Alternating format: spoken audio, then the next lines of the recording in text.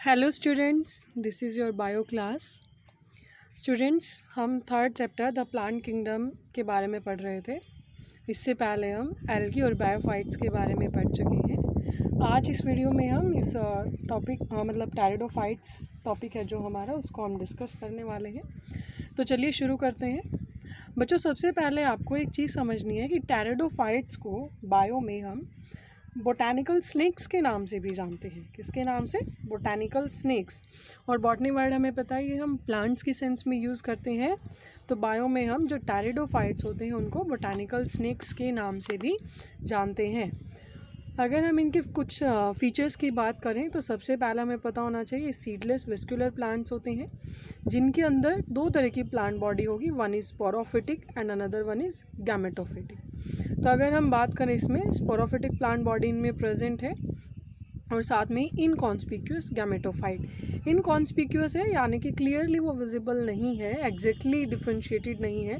और अगर हम बात करें कि जो स्पोरोफिटिक प्लांट बॉडी थी वो डिफ्रेंशिएटेड है totally true stem, roots and leaves के अंदर। ओके, तो आपने अच्छे से समझना है कि दो तरह की प्लांट बॉडी हमने डिस्कस की, one is sporophytic, another one is gametophytic. जो गैमेटोफिटिक है वो इनकॉन्स्पिक्यूअस टाइप है और स्पोरोफिटिक हमारी वेल डिफ्रेंशिएटेड है into true stem, roots and leaves के अंदर। तो चलिए आगे हम बात करते हैं इसके वेस्कुलर टिश्यूज़ के बारे में। वेस्कुलर टिश्यू बच्चों इसमें प्रेजेंट होंगे लेकिन वेसल्स इसके अंदर एब्सेंट होंगी। वेस्कुलर टिश्यू यहाँ पर जो जाइलम फ्लोएम यानी कि जो ट्रांसपोर्टेशन सिस्टम है उसके लिए वर्ड यूज़ करते हैं हम। तो यानी कि जाइलम फ्लोएम भी ट्रांसपोर्टेशन के लिए यहाँ प्रेजेंट है, लेकिन जो वेसल्स हैं वहाँ ये यहाँ पर बच्चों एब्सेंट रहेंगी जाइलम से, और जो कंपेनियन सेल और सीव ट्यूब्स हैं ये यहाँ पर टोटली एब्सेंट रहेंगी। ये आपने अच्छे से समझ लेना है इसको। और अगर हम बात करें स्पोरोफाइट्स की, तो जो स्पोरोफाइट्स हैं इनके अंदर स्पोरेंजिया प्रेजेंट होंगे। स्पोरेंजिया कहाँ पर होंगे? That are subtended by leaf like appendages called sporophylls. यानी कि हम कह सकते हैं कि सपोज करो इस तरह से ये कोई प्लांट प्रेजेंट है इक्विसिटम में, जैसे आप देख सकते हैं ऊपर एक किस तरह का स्ट्रक्चर प्रेजेंट होता है यहाँ पर, स्ट्रॉबिलस जिसको हम बोलते हैं। तो हम मतलब इसी तरह का एक लीफ लाइक अपेंडेजेस भी हम उसमें कह सकते हैं इस तरह से, जिनके अंदर ये स्ट्रक्चर्स प्रेजेंट होंगे। किस तरह से? स्पोरोफाइट्स के अंदर प्रेजेंट होंगे स्पोरेंजिया, और ये स्पोरेंजिया क्या है आपके? ये लीफ लाइक अपेंडेजेस हैं जो स्पोरोफिल से निकली हुई है। जैसे कुछ प्लांट्स के एग्जाम्पल दिए हैं, लाइक सिलेजिनेला है जिसका स्ट्रक्चर बहुत कॉम्पैक्ट होता है और जिसको हम स्ट्रोबिलाइया कॉर्न भी बोल देते हैं, जो मैंने अभी बताया ना आपको, इस तरीके से स्ट्रक्चर प्रेजेंट होता है। ये इक्विसिटम का मैं आपको बता रही हूँ, इक्विसिटम में आपको कैसे देखने को मिलेगा यहाँ पर। तो इस तरह से स्ट्रोबिलस या स्ट्रोबिलाई भी हम बोल देते हैं, ये स्ट्रक्चर प्रेजेंट होता है। चलिए आगे बात करते हैं स्पोरेंजिया की। जो स्पोरेंजिया है वो कैसे बनेंगे? Sporangia produce spores by meiosis in spore mother cells. तो यानी कि जो स्पोरेंजिया है वो कैसे बनेंगे? By meiotic division.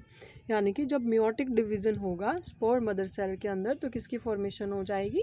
स्पोरेंजिया की हो जाएगी। और जो उसके बाद क्या है, जो स्पोर्स हैं वो जर्मिनेट करेंगे मल्टीसेलर थैलॉइड स्ट्रक्चर बनाने के लिए, और इस मल्टीसेलर थैलॉइड स्ट्रक्चर को हम कहेंगे प्रोथैलस। इंपॉर्टेंट है ये समझना इसको। स्पोरेंजिया है किस तरह बनेंगे? स्पोर मदर सेल में जब मियोसिस होगा उसके बाद जो ये स्पोर्स बने हैं वो जर्मिनेट होना शुरू होंगे, और जर्मिनेट जैसे ही वो होंगे तो जर्मिनेशन के बाद, जर्मिनेट का मतलब है कि वो मतलब कि न्यू प्लांट में प्रोड्यूस होना शुरू हो जाएंगे। तो उसके बाद वो क्या बनाएंगे? मल्टीसेलुलर थैलॉइड प्रोथैलस स्ट्रक्चर बनाएंगे। ओके, हाँ, तो चलिए आगे हम बात करते हैं। जो गैमेटोफाइट है बच्चों उसमें मेल और फीमेल सेक्स ऑर्गन्स प्रेजेंट होते हैं। मेल सेक्स ऑर्गन के लिए हम एंथ्रीडिया और फीमेल सेक्स ऑर्गन के लिए हम आर्केगोनिया टर्म यूज़ करेंगे। यहाँ पर जो वाटर है वो एक मीडियम रहेगा फर्टिलाइजेशन के लिए मेल और फीमेल गैमेट्स की। तो वाटर के थ्रू ही यहाँ पर फर्टिलाइजेशन प्रोसीड करेगा। और बहुत सारे टेरिडोफाइट्स हैं बच्चों ऐसे होते हैं जिसमें होमोस्पोर्स कंडीशन रहेगी, और बहुत सारे हैं जिनमें हेट्रोस्पोर्स। तो अगर हम बात करें होमोस्पोर्स क्या होता है, सपोज करो आपके पास इस तरह से कोई गैमेट्स गिवन है ये इस तरह से, तो क्या आप फाइंड आउट कर सकते हैं कि मेल गैमेट कौन सा है, फीमेल कौन सा है? नहीं। क्यों? यहाँ पर ऐसी कंडीशन है कि जो दोनों ही गैमेट्स हैं वो सेम काइंड हैं, मतलब दिखने में एक जैसे हैं, सिमिलर काइंड के हैं। तो उसके लिए हम होमोस्पोर्स वर्ड यूज़ करते हैं। और बहुत सारे गैमेट्स, बहुत सारी कंडीशंस ऐसी भी होती हैं जहाँ सपोज करो मैं आपको कहूँ ये मेल गैमेट को और ये फीमेल गैमेट को रिप्रेजेंट करता है, तो यहाँ आप आइडेंटिफाई कर सकते हैं कि हाँ ये मेल गैमेट रहेगा, ये फीमेल गैमेट। तो जहाँ पर डिफरेंट काइंड के स्पोर्स हमारे प्रेजेंट होंगे उसको हम कहेंगे हेट्रोगैमेटिक कंडीशन या हेट्रोस्पोर्स कंडीशन कहेंगे। और हेट्रोस्पोर्स में जैसे मैंने अभी आपको बताया कि दो तरह के यहाँ पर गैमेट्स रहेंगे, जिनमें से जो लार्जर गैमेट होगा उसको हम जो लार्जर स्पोर होगा उसको हम कहेंगे मेगास्पोर, जो फीमेल गैमेटोफाइट बनाएगा, और जो स्मॉल माइक्रोस्पोर होगा उसे हम कहेंगे मेल गैमेट। यहाँ पर आप एक और कंसेप्ट समझ लें कि जो मेगास्पोर है वो हम फीमेल गैमेट के लिए टर्म यूज़ करते हैं, और जो माइक्रोस्पोर है वो हम मेल गैमेटोफाइट के लिए, मेल गैमेट्स के लिए टर्म यूज़ करते हैं। यहाँ पर कुछ एग्जांपल्स दिए हुए हैं बच्चों, लाइक सिलोप्सिडा है, साइलोटम इसके अंदर आता है, लाइकोप्सिडा है, फेनोप्सिडा और फिलिकोप्सिडा। ठीक है, तो ये टेरिडोफाइट्स के हमारे कुछ कैटेगरीज हैं।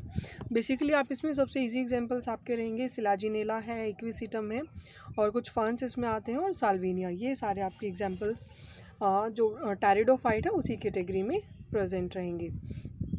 तो चलिए बच्चों आगे हम बात करते हैं किसके बारे में, जिम्नोस्पर्म्स के बारे में। जिम्नोस्पोर और एंजियोस्पर्म के बारे में आपने बेसिक कुछ पहले थोड़ा बहुत पढ़ा होगा लोअर क्लासेस में।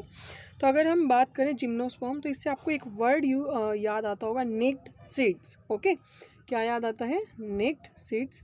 और जैसे हम जिम्नोस्पर्म और एंजियोस्पर्म को बेसिकली पढ़ते हैं, तो जिम्नोस्पर्म के सेंस में हम एक वर्ड याद आते हैं, नेक्ड सीड्स। तो चलिए इसके कुछ कैरेक्टरिस्टिक्स की बात करते हैं, जहाँ से आपको ये टर्म भी क्लियर हो जाएगी।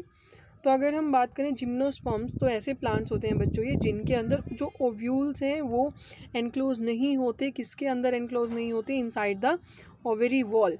यानी कि जो ओव्यूल है, ये ओव्यूल इस ओवेरी के अंदर प्रेजेंट नहीं होता है। किसके अंदर? जिम्नोस्पर्म्स के अंदर। तो इसीलिए नेक्ड सीड्स भी इनको कहा जाता है। नेक्ड सीड्स यानी कि ये टोटली नेक्ड हैं, कोई लेयर यहाँ पर प्रेजेंट नहीं है। किनके चारों तरफ? किसके चारों तरफ? ओव्यूल के चारों तरफ। साथ में ही बच्चों ये पेरेनियल होती हैं। पेरेनियल यानी कि जिनका जो लिविंग पीरियड है वो 2 और मोर देन 2 ईयर्स मतलब मोर देन 2 ईयर्स है बेसिकली। जैसे अगर एनुअल की हम बात करें तो आपने देखा होगा कि भाई हाँ 1 साल के बाद वो जो प्लांट्स हैं डाई हो जाते हैं, मर जाते हैं, मतलब कि उनकी जो ग्रोथ है वो कंप्लीट हो चुकी होती है। लेकिन पेरेनियल ऐसा नहीं है। तो मतलब जिम्नोस्पर्म्स हमारे क्या हैं? पेरेनियल कंडीशन में रहेंगे, पेरेनियल कैटेगरी में रहेंगे। वुडी प्लांट्स होते हैं ये, फॉर्मिंग इधर बशीज़ और ट्रीज़। बशीज़ होती हैं झाड़ियाँ, यानी कि ऐसे गुच्छा सा ग्रुप सा बनाते हैं ये, या फिर ये ट्रीज़ की फॉर्म में प्रेजेंट होते हैं। Some are very large and others are very small. दो तरह की कैटेगरीज हैं, कुछ काफ़ी बड़े होते हैं लाइक सिक्वाया सेम्परविरंस है, और कुछ हमारे काफ़ी छोटे भी होते हैं लाइक जामिया पिग्मिया होता है। तो मेन आपको क्या समझना है, ये पेरेनियल है, वुडी हैं। ये बशीज़ और ट्रीज़ दोनों कंडीशन में हो सकते हैं। लाइक बशीज़ में होंगे तो हम उसको काफ़ी स्मॉल कैटेगरी में रखेंगे, और अगर ट्रीज़ होंगे तो लार्ज कैटेगरी में रखेंगे। आगे बात करते हैं बच्चों, जो स्टैम है इसकी वो अनब्रांच्ड हो सकती हैं और ब्रांच्ड भी हो सकती हैं। साइकस स्पाइनस बहुत इंपॉर्टेंट एग्जांपल है बच्चों, ध्यान देना। जो अनब्रांच्ड स्टेम है वो साइकस में होगी, और जो ब्रांच स्टेम है वो पाइनस में होगी। रूट यहाँ पर टैप रूट सिस्टम रहेगा, आपने लोअर क्लासेस में पढ़ा होगा टैप रूट सिस्टम और फाइब्रस रूट। तो टैप रूट जहाँ पर हमारी एक मेन रूट होती है, उसके बाद कुछ फर्दर ब्रांचेस प्रेजेंट हो सकती हैं, और फाइब्रस रूट हमारा इस तरह से होता है। ठीक है, तो इसमें भी आपने कंफ्यूज नहीं होना है। अगर हम बात करें कि इसके अंदर रूट सिस्टम कैसा है, टैप रूट है। लीव्स यहाँ पर बच्चों सिंपल भी हो सकते हैं और कंपाउंड भी हो सकते हैं। अगर हम बात करें यहाँ पर गैमेट्स की, तो वो हेट्रोस्पोर्स यानी कि स्पोर्स हमारे दो तरह के बनेंगे यहाँ पर, हैप्लॉइड माइक्रोस्पोर और megaspore in male and female strobili. इस तरीके से हमारे बनेंगे। माइक्रोस्पोर हमें पता है किसके लिए हम यूज़ करते हैं, यानी कि माइक्रो और मेगा। माइक्रो हम किसके लिए यूज़ करते हैं? मेल गैमेट्स के लिए, और मेगास्पोर बच्चों हम यूज़ करते हैं फीमेल गैमेट के लिए। ठीक है, तो इस तरीके से आपने समझ लेना है कि यहाँ पर हेट्रोस्पोरस कंडीशन है, दो तरह के स्पोर्स बनेंगे, एक one is microspore and other one is megaspores, यानी कि मेल एंड फीमेल स्पोर्स या मेल एंड फीमेल गैमेट्स। उसके बाद बच्चों अगर हम बात करें इसमें, तो जो मेल और फीमेल गैमेटोफाइट्स हैं उनका मतलब इंडिपेंडेंट फ्री लिविंग एग्जिस्टेंस नहीं है, कहीं ना कहीं वो एक दूसरे पर डिपेंड करते हैं। पॉलिनेशन भी यहाँ पर एयर के थ्रू होता है, और जो जाइगोट है वो एम्ब्रियो के अंदर ही डेवलप करेगा, और जो ओव्यूल्स हैं वो सीड्स के अंदर डेवलप करेंगे। लेकिन जो सीड्स होंगे बच्चों यहाँ पर वो क्या होंगे? नेक्ड। जो जिम्नोस्पर्म्स की मेन पहचान है क्या है? जो सीड्स होंगे वो कैसे होंगे? नेक्ड होंगे। एग्जाम्पल्स इसके हैं पाइन साइकस, सिट्रस, गिंगो एट्सेट्रा। तो यहाँ आप कम से कम 2 या 3 एग्जाम्पल्स ज़रूर याद कर लें एग्ज़ाम के पॉइंट ऑफ व्यू से भी। अगर आप कैरेक्टरिस्टिक्स लिखेंगे तो आप इनको डिफ़ाइन कर सकते हैं। तो बच्चों इस तरीके से हमारा जो टैरिडोफाइट्स और जिम्नोस्पर्म्स का कंसेप्ट है वो कंप्लीट हो जाता है। अगर इसमें आपको कोई डाउट है तो आप बताएं, उसको हम नेक्स्ट वीडियो में नेक्स्ट लेक्चर में ज़रूर डिस्कस करेंगे।